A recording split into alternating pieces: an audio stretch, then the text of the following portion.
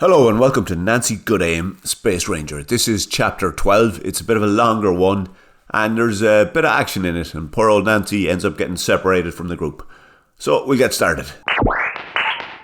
An attempted assault on a large fat Martian sheriff by an ancient frail Jupiterian hag is a sight not to behold.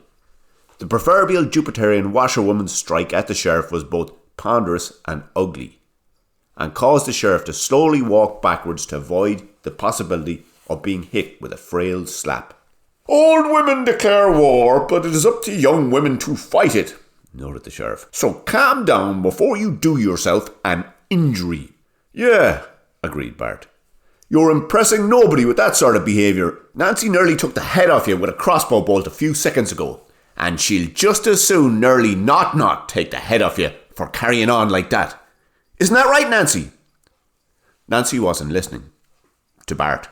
She was listening to the tree canopy, or more specifically, to the silence in it. Nancy was standing on the right bank of a stream running through a Jupiterian valley known as Polynyasp, and the valley was running through a forest known as the Forest of Proverbs, which in turn was blanketing the lower slopes of a range of hills known as the Stormy Hills, which were in turn all located at the opposite side of the planet to her Jupiterian city destination known as Sosman City, formerly called Hobbleograniker. Nancy held a crossbow and was next to Bart. They were both facing Martina, the sheriff, who was also holding a crossbow, Chuz the Jupiterian, and a prisoner/Jupiterian hag, who was now relenting in her ineffective assault on the sheriff. "Why is it gone silent?" asked Nancy. In theory, she was on a mission to rescue the commander of herself and Bart's Mars mission, a man known as Jerry Staunton, along with a pair of Martians known as Budadaw and Flint, and also possibly the three-person crew of their sister Mars mission spacecraft. That was not really on her mind, though. What was on her mind was the abrupt, eerie silence that had surrounded them. Chuz the Jupiterian was the first to respond to Nancy's question. "I've no idea, Nancy, but something is not right. We should be able to hear gongrakers, land-bound mulcrockets, and at the very least whistling spontaligers. But I can't hear a thing. Even the wind seems to have stopped." "Dan Gigan," Croak whispered the old hag. She then circled her head 3 times with the fingertips of her right hand, and adopted what looked to be a terrified expression. Well, either terrified or surprised. It was hard to tell under all of her wrinkles. Nobody responded. Bart looked to Chuz for an explanation. "What does she mean?" "Why are you asking me?" "I'm asking you because you were from Jupiter, Chuz." "Oh yeah, fair enough. Well, it seems sort of familiar, like something I learned in immigration official training. Let me see. Yeah, I think it's sort of flying, well, sorry, I'm not sure. It's to do with the legendary breed Tantalium. Whatever it is, it's not good. But Breach killed it with a spinning kick.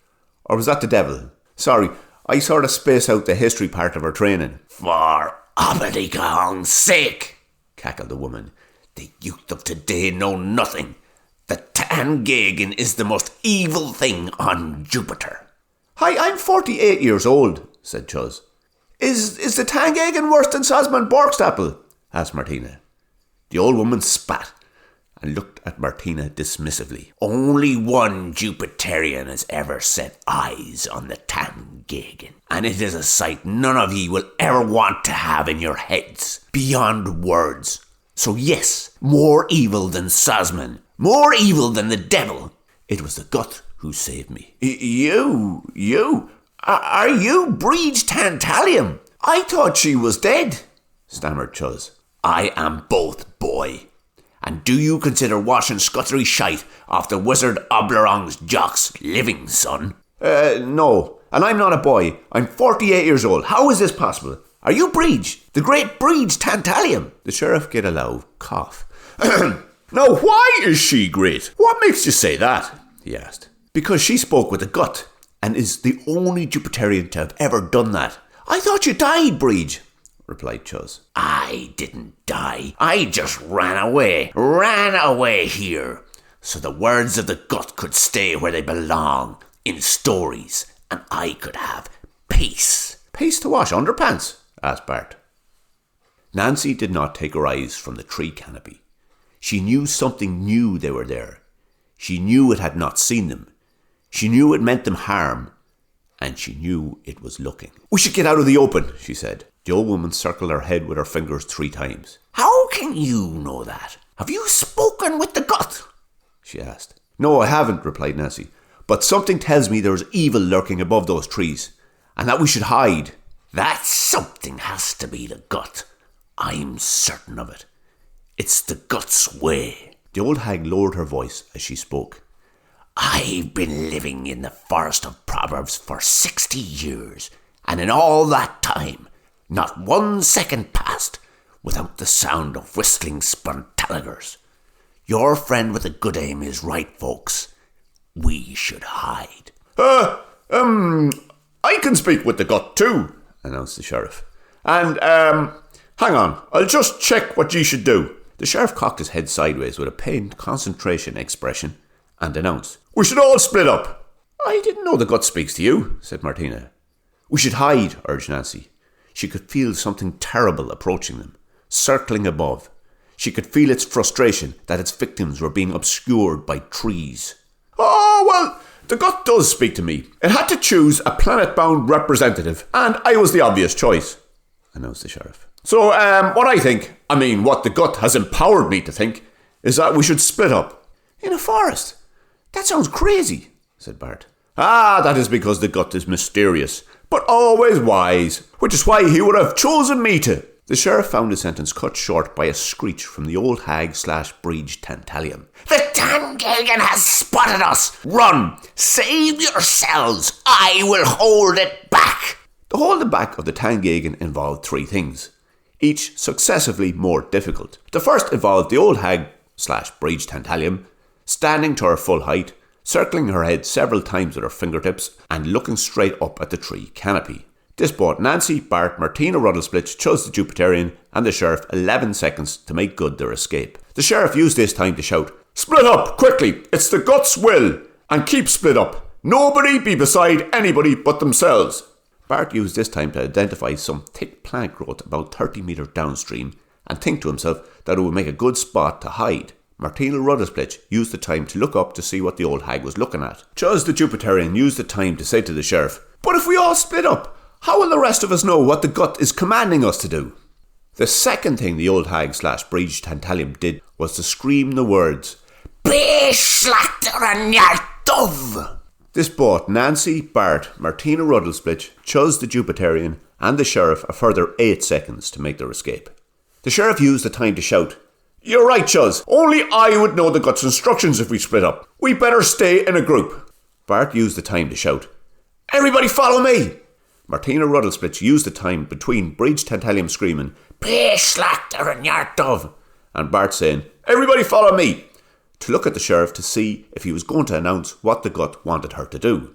Now, the third thing the old hag/breed Tantalium did was emit a low rumbling bass hum and explode green plasma through the top of her head, drop dead and vanish. What followed was an enormous screech and a stunned creature dropping from the tree canopy onto the spot where the old hag/breed Tantalium had been.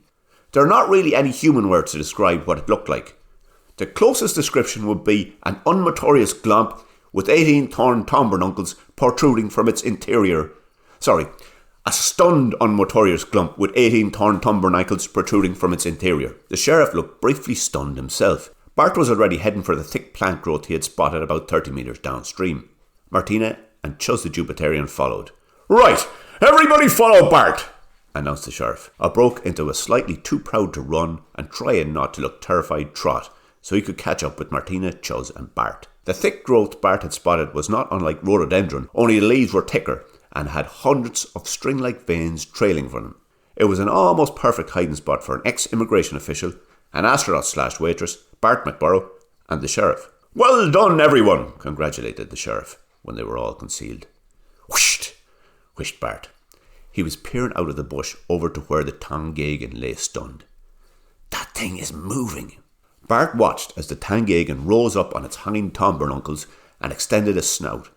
It then began slowly and determinedly moving along the direction of the stream. It didn't so much as pause as it passed the Bart, Martina, Chuz and the sheriff concealing bush. "Well done, Breed Tantalium," noted Chuz. "She was some woman for one woman." "And well done to me," added the sheriff, "for being the gut's representative in life and instructing ye on where to hide." What are you on about? I found this spot, said Bart. Something is different, noted Martina Ruddlesplitch. Hold on, are we missing anyone?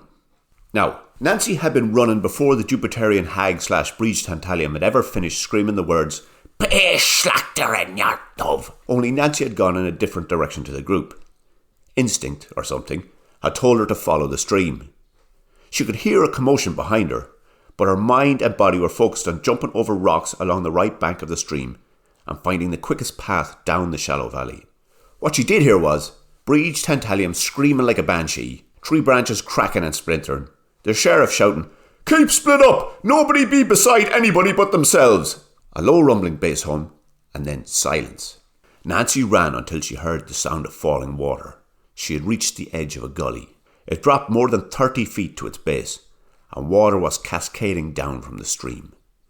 Just so you know, the place Nancy had found is known as Suvinyaktok. Roughly translated, the name means hole in the snake. Most experts agree that the name comes from a Jupiterian legend, which, as Chuz pointed out, had it that a giant serpent slithered its way out from hell.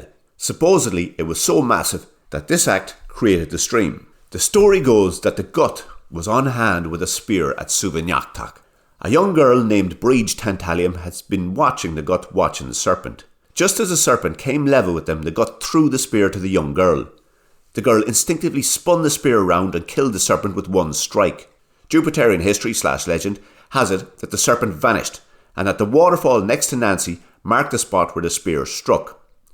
A less well-known theory states that Suvinyach means hole in the bishop, as the word Suvinyak Torok can be shortened to Suv, and Nyok is an old Jupiterian word for hole. This would mean that Nancy was now staring down a bishop's hole. Of course, bishops don't exist on Jupiter, and nor do serpents, truth be told.